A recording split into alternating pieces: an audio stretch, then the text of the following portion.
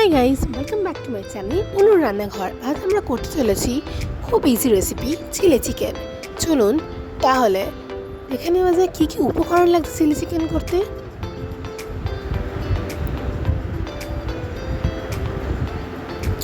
সবার প্রথমে আমি এখানে 500 গ্রাম মাংস নিয়ে নিয়েছি। মাংসটাকে আগে ম্যারিনেট করে নেবো। তার জন্যে মাংস ধুয়ে একটা বাটিতে রেখে সবার প্রথমে তার মধ্যে 8 চা চামচ লঙ্কার গুঁড়ো দিয়ে দিচ্ছি। তারপর একে একে তার মধ্যে হলুদ গুঁড়ো দিয়ে দেব। তারপর তার মধ্যে জিরে গুঁড়ো দিয়ে দেব। তারপর তার মধ্যে একে একে নুন মিশিয়ে দেব। বেশি নুন দেবেন না, তাহলে কিন্তু পকোড়াগুলো ভাজার সময় প্রচুর নোনতা লাগবে। তারপর ডার্ক সোয়া সস দিয়ে নেব। আমি এখানে 1 চামচ মতোই ব্যবহার করেছি। তারপর একটা কাঁচা ডিম ফাটিয়ে দিয়ে দেব।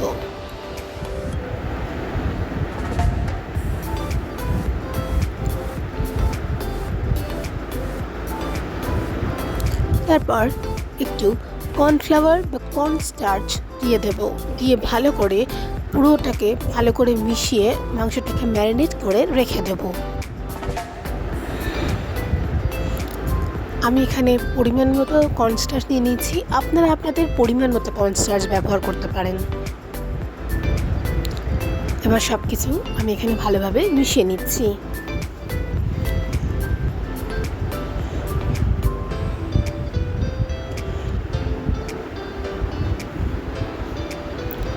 ভালোভাবে সব কিছু মিশিয়ে নেওয়ার পর মাংসটা ম্যারিনেট হয়ে গেলে 2 থেকে 3 ঘন্টার জন্য রেখে দিতে পারেন। 2 থেকে 3 ঘন্টা পর ফ্রিজ থেকে বার করে গ্যাসে কড়া গরম বসিয়ে দিয়ে একে একে তেল গরম হয়ে আসলে মাংসগুলো পকোড়া করে ভেজে নিতে হবে।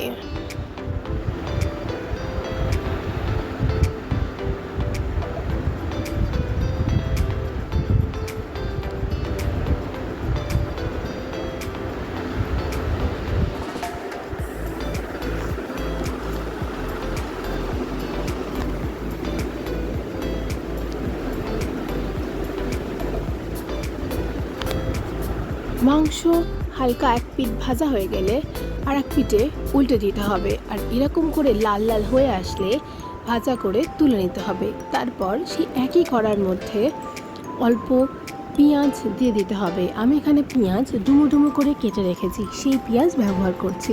আমি এখানে 2টো পেঁয়াজ নিয়েছি। পেঁয়াজ দেওয়ার পর ভালো করে হালকা আঁচে ভেজে নিতে হবে। দেখবেন গ্যাসটা যাতে হাই ফ্লেমে না থাকে, তাহলে কিন্তু পেঁয়াজগুলো পুড়ে যাওয়ার চান্স থাকতে পারে।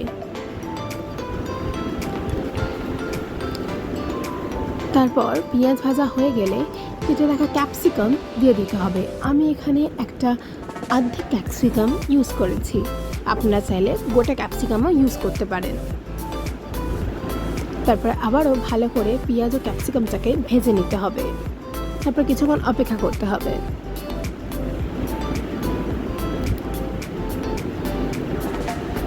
ক্যাপসিকাম ও পেঁয়াজ ভাজা হয়ে গেলে কেটে রাখা টমেটো, আমি এখানে একটা মিডিয়াম সাইজের ছোট টমেটো নিয়েছি, সেটা কেটে ওপর থেকে দিয়ে দিতে হবে ও আবারও সব কিছু ভালোভাবে নেড়ে ভেজে নিতে হবে।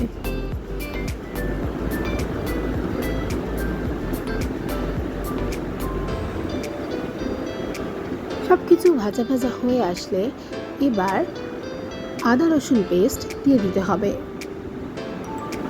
আমি এখানে কেনা আদা রসুন পেস্ট ব্যবহার করেছি, আপনারা চাইলে বাড়িতেও বানিয়ে নিতে পারেন।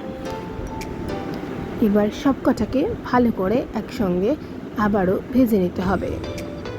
কিছুক্ষণ আদা রসুন ভাজা হয়ে গেলে একটা সুন্দর গন্ধ বেরাবে, তখন কুচিয়ে রাখা কাঁচা লঙ্কা ওপর থেকে দিয়ে দেবেন ও আবারও সব কিছু হালকা করে নেড়ে নেবেন। তারপর সব কিছু ভাজা ভাজা হয়ে আসলে এবার পরিমাণ মতো নুন দিয়ে দেবেন ও তারপর পরিমাণ মতো চিনিও চাইলে আপনারা দিতে পারেন, নাও দিতে পারেন, এটা অপশনাল। এখানে আমি আমার আন্দাজ মতো চিনি ব্যবহার করে নিয়েছি। তারপর সব কিছু একসঙ্গে ভালো করে নেড়ে ভালো করে মিশিয়ে নেবেন। তারপর 1 চামচ সোয়া সস আপনারা দিয়ে দেবেন। এখানে আমি 1 চামচ দিয়েছি, আপনারা চাইলে 2 চামচও দিতে পারেন। তারপর কিষানের টমেটো কেচাপ দিয়ে দিয়েছি আমি এখানে। তো সব কিছু এবার ভালো করে মিশিয়ে নেব।